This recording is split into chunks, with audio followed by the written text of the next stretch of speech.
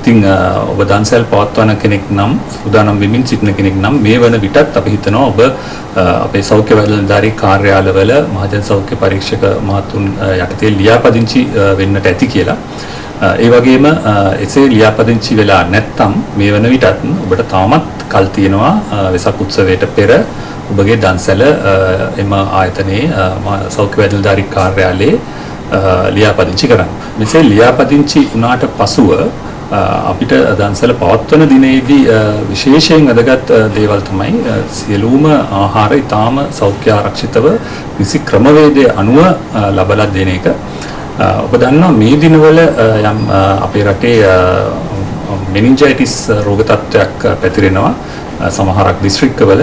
ඉතින් ඒ හින්දා මෙවර අපිට විශේෂයෙන්ම දැනුවත් කරන්නට අවශ්‍යයි ඔබ දන්සැලේ ලබලා දෙන සියලුම ආහාර වර්ග හොඳින් පිසගත් ආහාර වර්ග වෙන්න ඕන.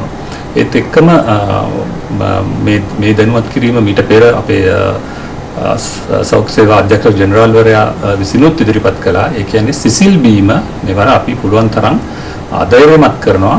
වැරදියට තේරුම් ගන්න එපා. මේක තහනම් කිරීමක් නෙවෙයි. අධෛර්යමත් කරනවා. වඩාත්ම අපි යෝජනා කරනවා තේ, කෝපි, රණවරා, බිලිමල්, කොත්තමල්ලි වගේ උණුසුම් පානයක් ලබලා දෙන්න දන්සැල්වල.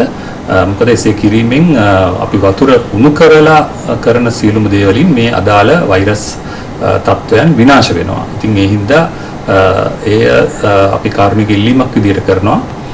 ඊළඟට වැදගත් කාරණේ තමයි ඔබ බත් දන්සැල් ආදී ආහාර දන්සැල් ලබලා දෙනවා නම් එතෙන්දිත් අමුවෙන් අපි ආහාර විදියට ලබා ගන්න ද්‍රව්‍ය තියෙන උදාහරණයක් විදියට පලා වර්ග ඒ වගේම සලාද වර්ග අන්න ඒවා ඔබේ මෙනුවට ඇතුළත් නොකර ගන්නවා නම් අපි තාම සතුටුයි. මොකද එසේ ඇතුළත් කර ගැනීමනොත් අර පෙර ප්‍රශ්නේම එන්න පුළුවන්. ඒ හින්දා සියලුම ආහාර වර්ග ඉතා හොඳින් පිසගෙන ලබලා දෙන්නට ඕන.